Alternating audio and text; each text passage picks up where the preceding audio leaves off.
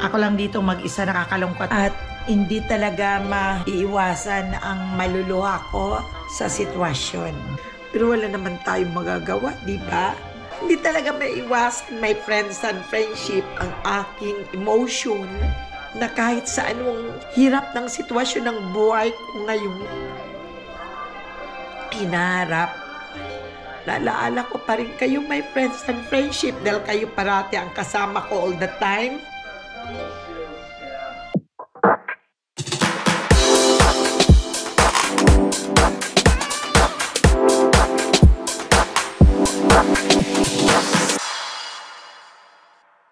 Welcome back to my channel, my friends and friendship.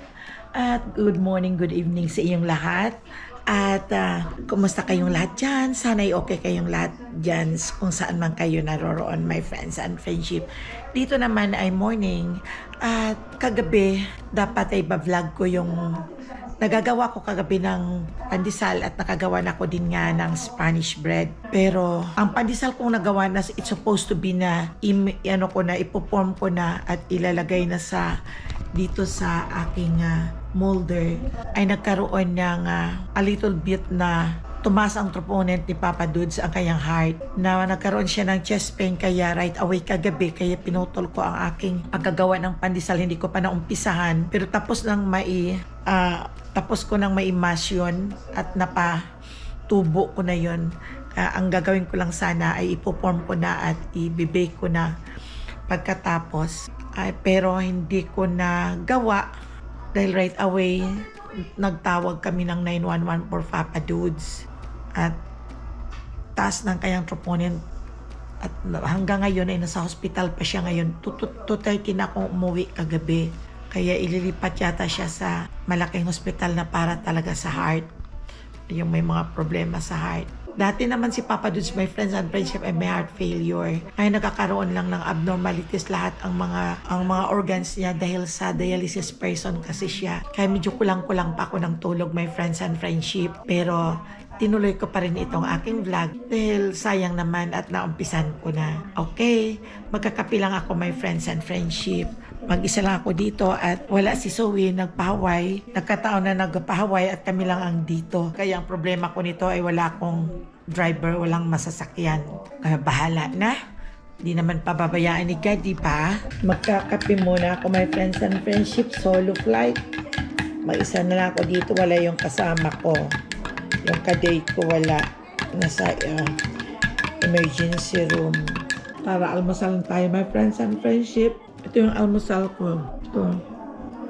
Ito yung ginawa ko kagabi na dapat mayroon pang pandesal ngayon. At tapos nang maimasyon, magpo-form lang sana at i-bake. Wala eh. Kapunta ng hospital at nilagay sa rep, tumigas, hindi na pwede yun. Nakakalungkot naman, my friends and friendship. Mag-isa ako rito. Wala si Zoe, wala pa si Papa Dudes. Ako lang dito mag-isa, nakakalungkot, parang nanonood na lang ako ng TV. At my vlog for today is magagawa ko ng isang uri ng kakanin na mula sa kasaba. Kaya mamaya ipapakita ko na lang sa inyo, my friends and friendship. Dahil wala naman akong ginagawa at kaya ako siguro pupunta. Pero lalabas muna ako sa labas pala, my friends and friendship. At mag-water ako ng aking plant. Okay? Iniisip ko lang, my friends and friendship. At hindi talaga maiiwasan ang maluluha ko sa sitwasyon.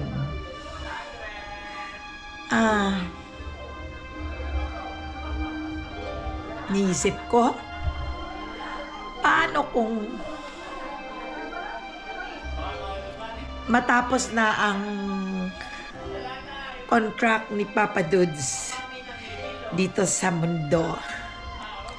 Di ba lahat naman tayo, may nakasign up naman tayo ng contract sa Panginoong Diyos na kung hanggang doon na lang, ay hanggang doon na lang tayo.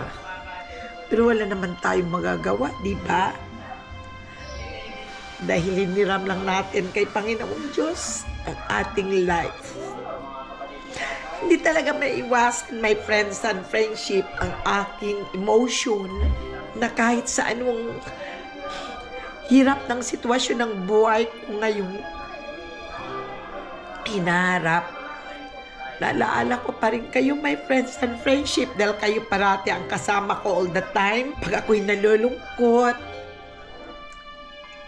pag ako ay walang kausap, dahil may sakit ang asawa ko nga, kayo ang kausap ko dito sa aking vlog. Kaya kahit hindi ko kayo nakikita, ay kilala ko na kayo sa isip mo. At napamahal na kayo sa akin. Lalo na yung mga nagko-comment, shoutout sa inyo. Yung masugid kong mga taga-comment, kaya shoutout na lang sa inyo. Thank you always. Nandun kayo parate sa pagbibigay ng puri sa aking mga ginagawang vlog. Yun nga, sabi, pag isa kang YouTuber, isa kang vlogger, ay tuloy pa rin ang buhay. Yun bang parang clown? Dying inside, pero humarap pa rin akong nakangiti. At happy ako. But inside, hindi happy. Iniisip mo kasi, my friends and friendship, paano kung mawala si Papa Dudes? Wala na akong kasama. Mag-isa na lang. Anong gagawin ko? Hindi naman ako nagda-drive. Yun ang mahirap dito sa Amerika. Yun ang naging mali ko. Mali namin ni Papa Dudes. Na hindi niya ako tinuro ang nag-drive. Tinuruan naman niya ako. Nag-drive ako. Pero hindi ko sinubukang maglabas sa freeway. Ngayon, ang lisensya ko lang noon is looks like a temporary license.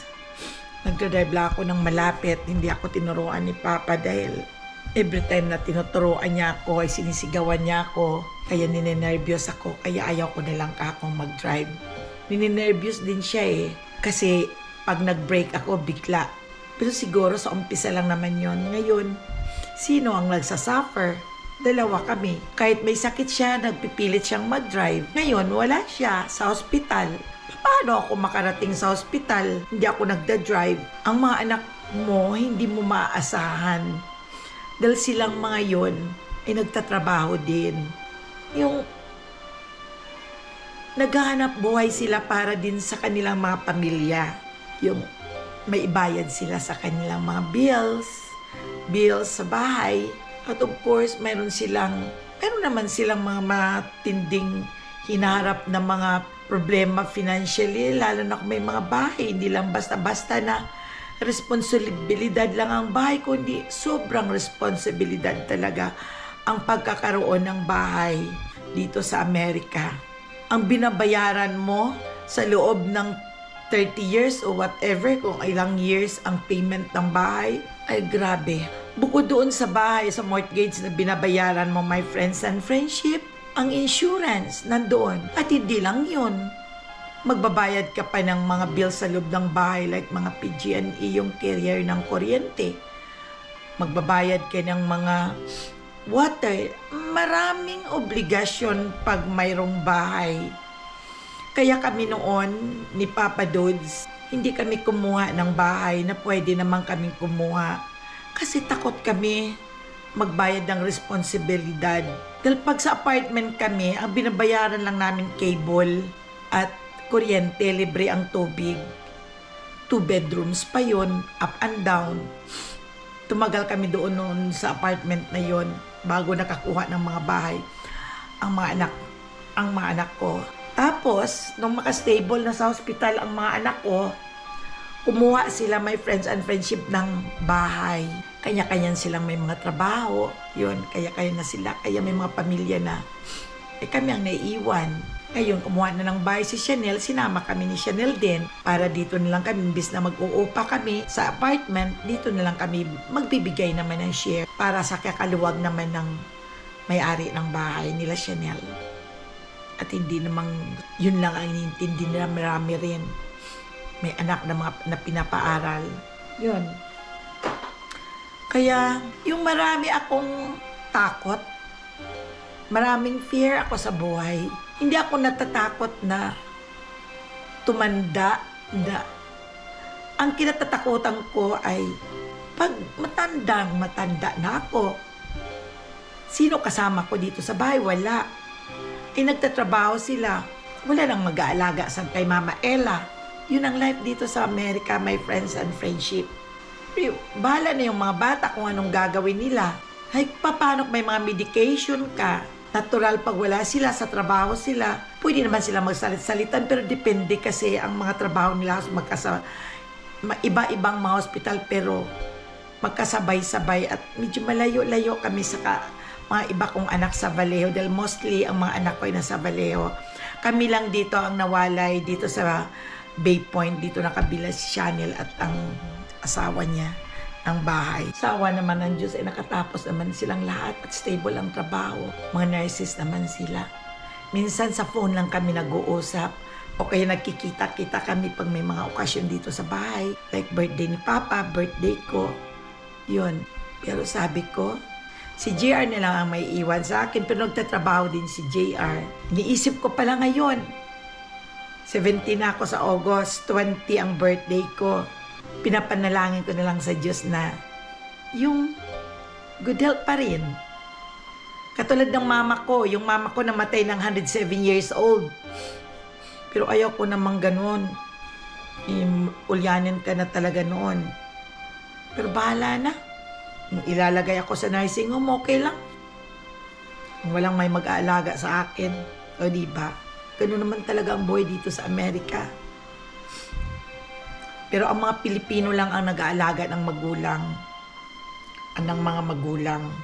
Ang mga ibang lahi, hindi yung nag-aalaga, nilalagay nila sa nursing home. Pero hindi naman siguro mangyari na ilalagay ako ng mga anak ko doon. Iba kasi ang pag-aalaga ng pamilya kaysa sa ibang taong nag-aalaga sa iyo. Yun, hindi ko pa naisip itong fear na ito na naramdaman ko nung nandito si Papa doon sa side ko. Ngayon ko palang nararamdaman na mag-isa na lang ako ngayon. Pasensya na kayo.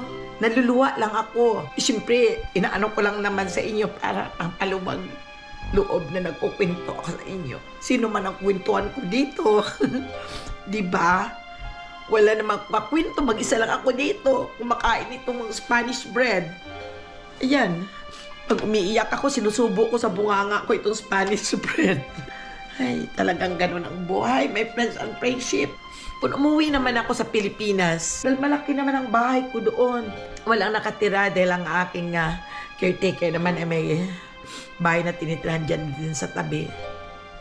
Sino naman ang mag-aalaga sa akin doon? Pag ma-hospital ako, alam kong kung gaanong ka-expensive ang hospital sa atin. Saan ako kukuha ng pangbayad na kadami-dami pag nag-hospital ka? Sobrang hindi mababa sa 100,000 ang babayaran paglabas mo ng hospital, 3 araw ka lang. Ang pension ko, I know, hindi yun sapat na i-bayad ko sa hospital. Ang aking pension, siguro mahal din ang para sa mga, pero kaunti lang ang maintenance ko. 3 klase lang at ang maintenance ko at may vitamins, mga mumurahin lang. Dahil hindi naman talaga po ako, maintain ko naman lahat ang aking health. Yeah. Dito, sad friend lang ako sa Amerika. Ayaw ko doon sa Pilipinas. Dahil nandito ang mga anak at apo ko. Sila lang naman ang happiness ko, ang mga apo ko.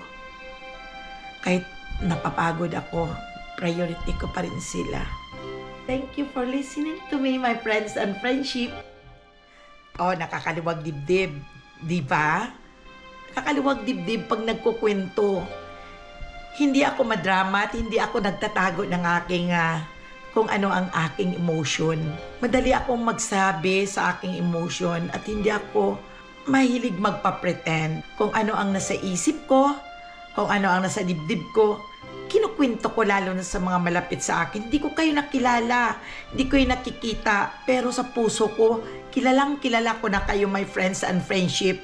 At parang ang tagal na nating nakilala pero hindi tayo nagkikita. O diba, nandito kayo sa dibdib ko, nandito sa isip ko. Thank you, my friends and friendship. Yun lang. Nahirap pala no, pag mag-isa. Marami sana akong anak. 7 ang anak ko, 8 ang apo ko.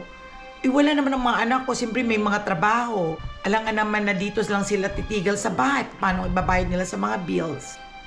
Ang hirap. Kaya kung ako sa inyo, sa mga lola, na may mga edad na pumupunta dito sa Amerika, wag na. Pero kung may mga sakit kayo na kailangan pumunta dito sa Amerika, okay dito. Pero kung okay naman kayo, dyan lang kayo. Matiterapi pa kayo sa paligid niyo, marami kayong kausap. marami kayong mga kaibigan nagbibisita sa inyo, fresko ang mga kinakain ninyo, at may sariling bahay na wala kayong inintinding binabayaran kahit ano. Kaya yun lang naman sa akin. Advice. Hindi ko naman sinasabi na huwag kayong pumunta rito, hindi. Sinasabi ko lang, advice ko lang yan sa inyo kung yan lang. Kasi naranasan ko na.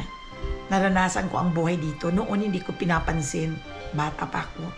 Maraming lakwat siya kaming mag-asawa. Napifeel mo lang kung maging solo ka na lang. Tulad, buhay pa si Papa Dodge pero mag-isa ko dito dahil sa hospital siya. Hindi ko na-expect na he will live longer sa sakit niya. Dahil lahat naman ang sakit niya, lalo kung... Diba, tinatanggap ko na din sa sarili ko. Pero parang hindi. Parang oo, hindi. Kailan? Bahala na. Okay. Gagawa. Didilig muna ako ng aking mga halaman sa labas. Dito sa backyard. At maggagawa ako ng aking kakanin. Kailan pa kasi ito nabili ko ang kasabat, baka masisira. Kaya pipilitin ko na lang na lutuin ngayon para makain kahit papaano kaysa sa masira at mahal ang kasaba. Okay. My friends and friendship, marunong kayo nito. Ito ay kasabi sa Katagalugan, sa part of Quezon, ay niyayari-yar daw, pero sa amin sa Bisaya, id-id. Sa English is read. Kaya, gagawa ako nito at gagawa ako ng kakanin. Taba.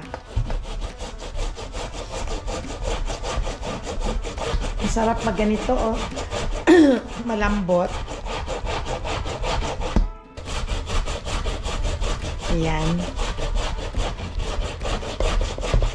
Ayan na, oh. Pino na, oh. Mahilig lang kasi ako, my friends and friendship, na gagawa ng mga ganito. Lalo kung naboboard ako. Stress ako. Problemado ako. Masarap magtrabaho ng magtrabaho pa lang. O, diba? Ito na yung kasaba, my friends and friendship. Ito yung buko.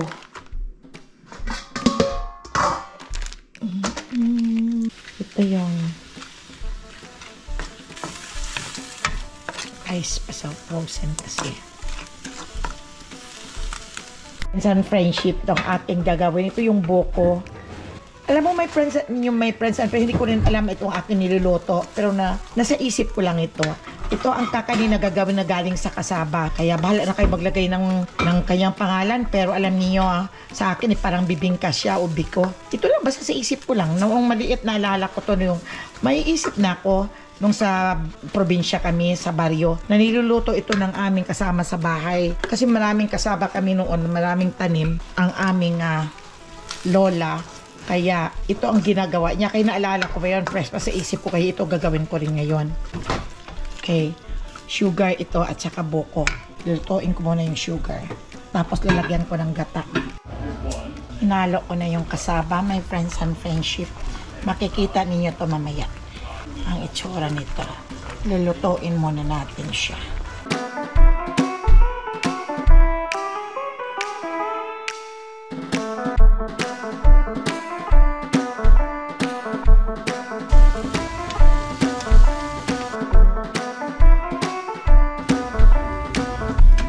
Mama.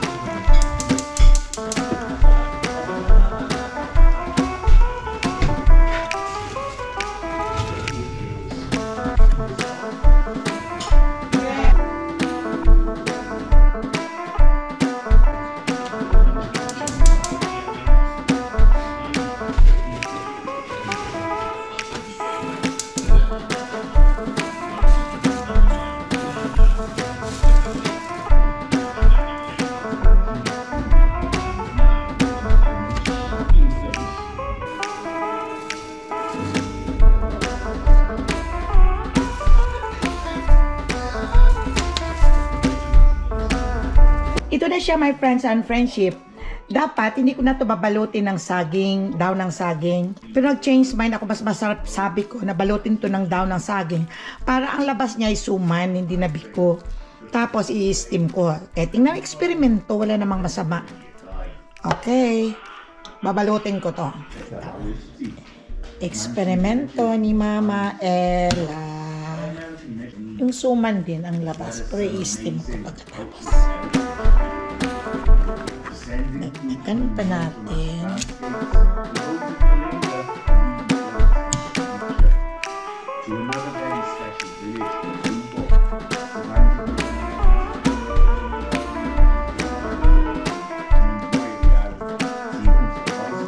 Ayan.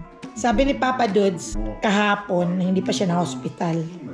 Napapakahirap daw ako. Sabi ko, masarap kasi magpakahirap eh. Sabi ko, masarap kasi sabi ko magkain ng mga pinaghirapan. Bango ang amoy.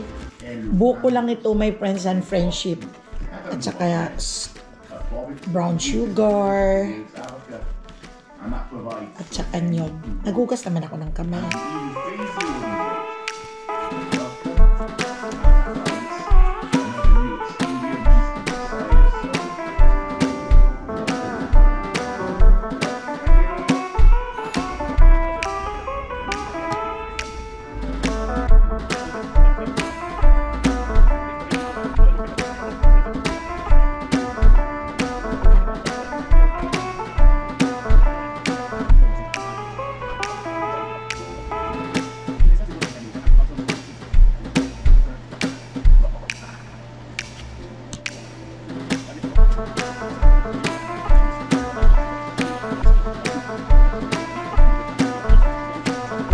Ni-steam ko na siya, my friends and friendship.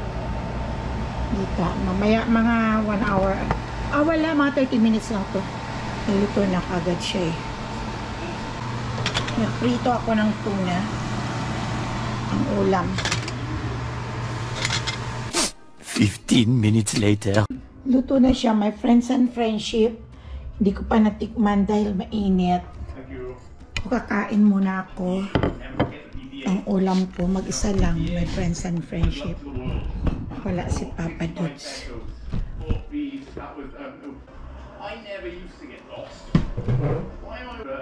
Lunch na tayo, my friends and friendship. It's already 2 o'clock. Okay, kain na tayo. Kakamay.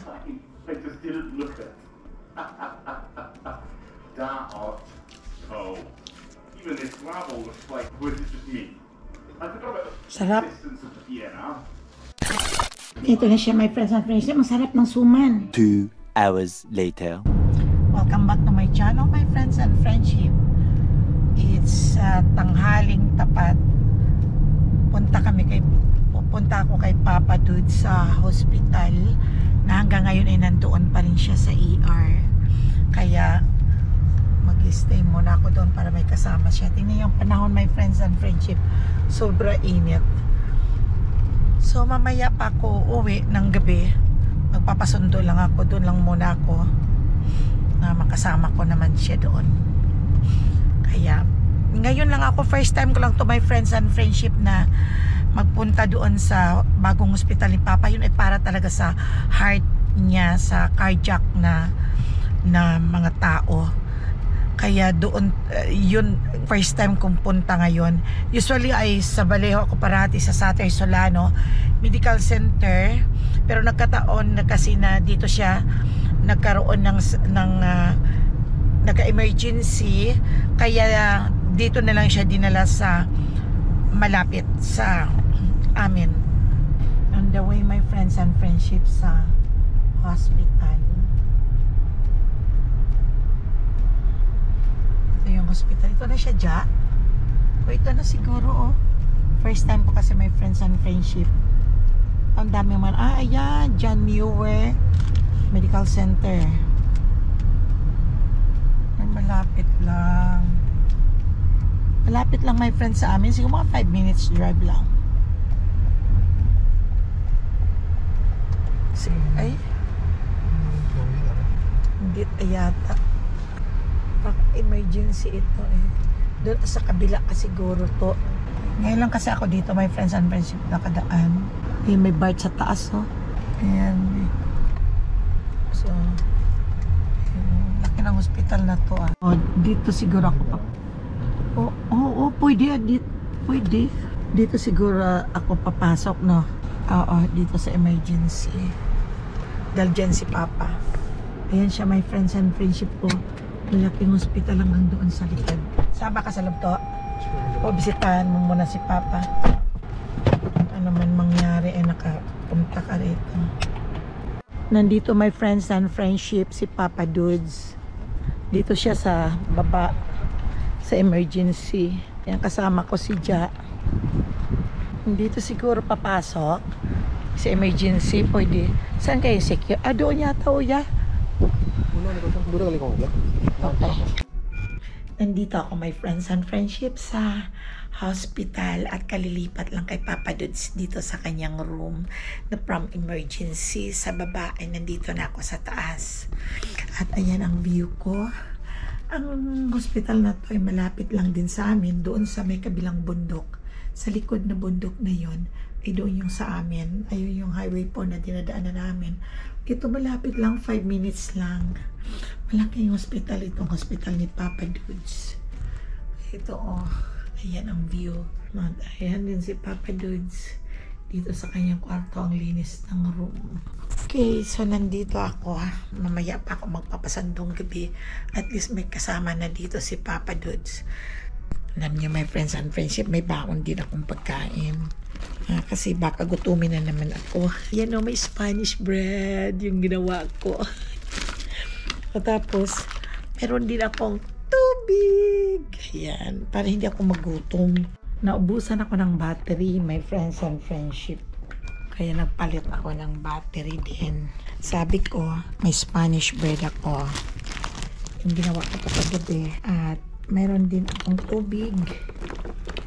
Ayan. Hindi na ako magugutom, my friends and friendship. Katulad kagabi na talagang gutom na gutom talaga ako. Ayan, meron ako nguya-nguya. Sobrang gutom ko kagabi dahil ayun, may BART, oh. Diyan, ito palang daanan ng BART, oh. Yung dumadaan sa may amin. Doon ang station ng BART sa may amin. Yan palang dinadaanan ng BART. Dito kami, my friends and friendship, sa 5th floor. Taas-taas ng hospital na ito. Ang laki. This is the first time na na-admit dito si Papa. Kaya sana tuloy-tuloy gumaling na. Hindi ko naman ini-expect na all the time is Papa is in good health dahil dialysis person siya. Maraming maasahan mong sakit. Kaya dasal lang kay God para malagpasan lahat. O diba? Iniyak ko lang kanina yun sa inyo, my friends and friendship. Pero at least nakagaan ng dibdib. Right? Kaya ayoko nang magutom. Kagabi grabe ang gutom ko. Biruin mong breakfast pa lang ang aking kinain kahapon. At kumain ako ng maraming breakfast. Nagawa ako ng tinapay. At you know, my friends and friendship, yung naiwan kong pandesal na dough na dapat ay ibibake ko na yun. Nilagay ng anak ko sa ref. Ay tumigas, itinapon ko sa garbage kanina. Kaya ang ginawa ko na lang kanina, yun, nagawan lang ako ng suman. Pero hindi ako na nagdala. Doon lang sa bahay ako dito maglagkit kasi. Ito na lang tinapay ang kakainin ko. Ang ano ko lang kanina, ang lunch. Kumain ako ng kanin kami ni JR at saka yung pritong tuna. Okay.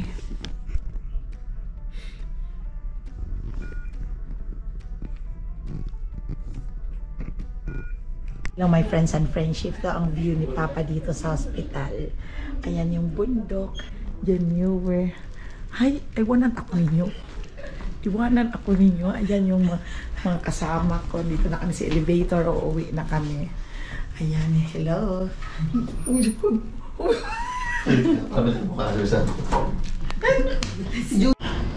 Sa sobrang laki ng hospital eh. Hindi na namin alam. Hindi na namin alam. Cheryl, ayan yung nurse namin.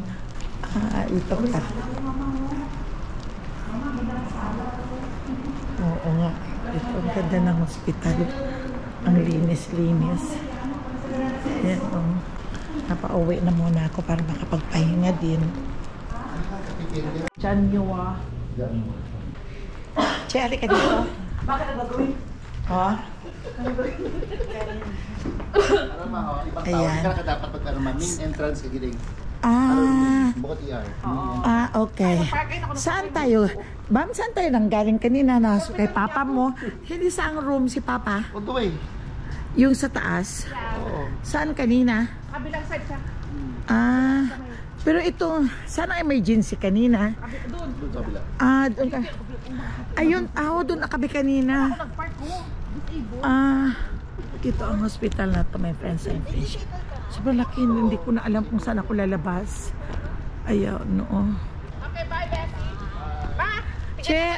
Suma na. Press button, suma. Okay, happy na lang sa bahay. Halika na.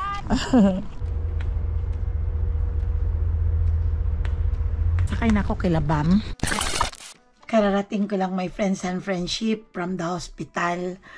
Ito, mag-isa na naman ako dito sa kwarto. At tahimik na tahimik ang bahay. Walang ang tao, si Jarrell at saka si Mikel na kapatid ni Zoe. Walang pasok pero bukas may mga pasok na si Jarrell at saka si Mikel. Ako na naman bukas babalik ulit sa hospital para magbibigay support doon kay Papa sa hospital para madali siyang gumaling. Kaysa sa wala siyang kasama na doon naman sa hospital. Maganda naman ang kanyang pwesto doon. Ang kanyang kwarto. Nasa 5th floor siya pero maganda naman. Sa tingin ko naman sa kanya kasi nagpunta na kanina ang doktor. Sabi ng doktor mayroon pang tubig ang kanyang anywhere sa katawan niya. Ang kanyang dahil sa ganun talaga pag na-dialysis may mga naiiwang tubig sa katawan, hindi talaga ma-perfect na ma-drain lahat. Kaya yun, happy naman siya at dumating naman doon si Cheryl, dumating si Junel, si Bam at saka si Bessie na asawa niya. At nagpagtawagan ng FaceTime si Cash at saka si Shen. Hindi nakapunta doon sa Vallejo pa kasi sila dito sa Concord ditong hospital. Tumawag naman si Judela from the Philippines at si Yam at saka si Sam. Shout out sa inyo mga apo at mga anak. At tumawag naman si JR. Tumawag. Kaya masaya naman si Papa Dodds. Hopefully na sana mag-fully ka pero hindi pa mga normal lahat ang kanyang mga lab test. Marami pang abnormal kaya hindi pa siya pwedeng mailabas. Medyo na nag-okay ng kaunti ang kayang paghinga. May pain pa siya pero parang nag-less lang. Iniingatan lang siya dahil sa pagtaas ng kanyang mga troponin sa kanyang heart. Pagtaas ng mga kanyang level ng kanyang protein, yung pancreas ay nandoon pa rin. Kaya may sakit pa rin siya at lahat karamihan sa mga lab test na ay hindi pa maganda ang result. So yun lang my friends and friendship, inapaabot ko lang sa inyo dahil wala si Papa Dudes, mag-isa lang ako dito sa kwarto at lalabas ako maya-maya doon sa labas at manonood din ako ng TV at kung aantokin ay matutulog na din. So hanggang sa muli nating pagkikita my friends and friendship, hanggang dito na lang ang aking vlog at sana ay huwag kayong magsawang panoorin ang aking mga vlog. Thank you for watching my friends and friendship. Shout out sa inyong lahat at salamat sa kapapanood ninyo. Bye bye.